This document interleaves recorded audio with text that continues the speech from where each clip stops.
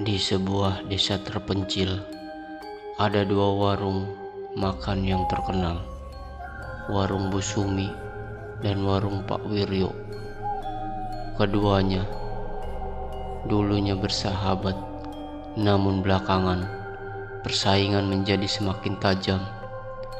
Warung Bu Sumi semakin ramai, dipenuhi pelanggan yang menyukai masakan tradisionalnya yang lezat.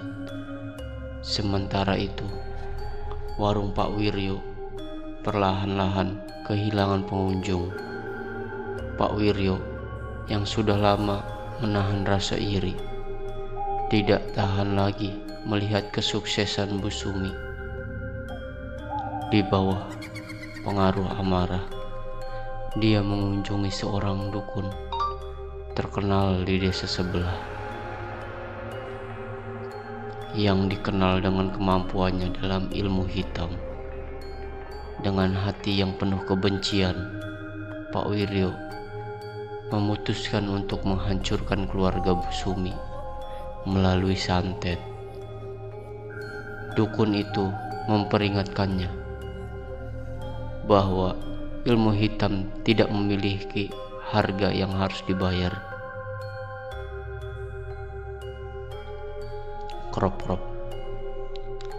Dukun itu memperingatkannya bahwa ilmu hitam memiliki harga yang harus dibayar. Namun Pak Wiryo tak peduli. Tak lama setelah itu, gangguan-gangguan aneh mulai menghampiri keluarga Bu Sumi. Suaminya sering mengeluh sakit di perut setiap malam, dan anak-anaknya mulai bermimpi buruk tentang sosok menyeramkan yang mengintai mereka. Suasana rumah Bu Sumi semakin mencekam hingga suatu malam suaminya ditemukan meninggal di tempat tidur dengan ekspresi ketakutan yang tak wajar. Bu Sumi mulai ketakutan, namun ia tak tahu harus berbuat apa. Setelah kepergian suaminya, anak-anak Bu Sumi mulai jatuh sakit satu persatu tanpa sebab yang jelas. Bu Sumi berusaha mencari pertolongan ke orang pintar, namun dukun yang ditemuinya hanya bisa berkata bahwa ada kekuatan gaib yang kuat sedang mengincarnya.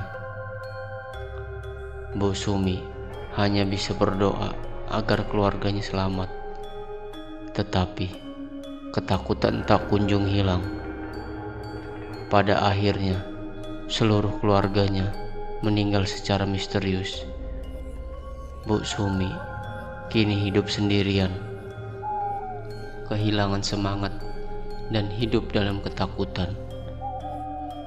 Namun, sebelum wafat, dia sempat menemukan sebuah boneka kecil di bawah lantai dapur dengan benda tajam tertancap di beberapa bagian.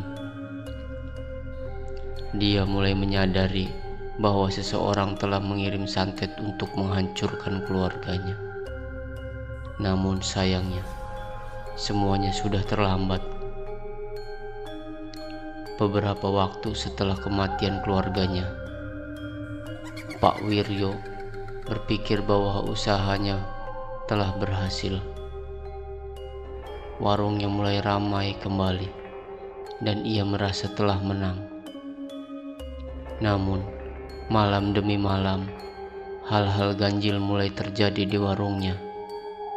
Makanan yang ia sajikan tiba-tiba mengeluarkan aroma busuk. Tamu-tamu melihat bayangan hitam di dapur yang menghilang dalam sekejap mata. Suara-suara berbisik terdengar setiap malam, membuat bulu kuduknya meremang. Lambat laun, para pelanggan mulai meninggalkan warung Pak Wiryo, takut pada suasana angker yang menyelimuti tempat itu. Pak Wiryo sendiri mulai dihantui oleh sosok-sosok bayangan yang menyerupai anggota keluarga Bu Sumi. Setiap kali ia berada sendirian di warungnya, bayangan itu menatapnya dengan tatapan kosong dan penuh dendam, membuatnya tak bisa tidur nyenyak.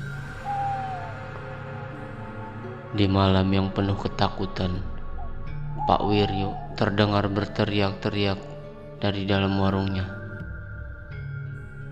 Esok paginya, tubuh Pak Wiryo ditemukan oleh warga desa dalam keadaan mengenaskan.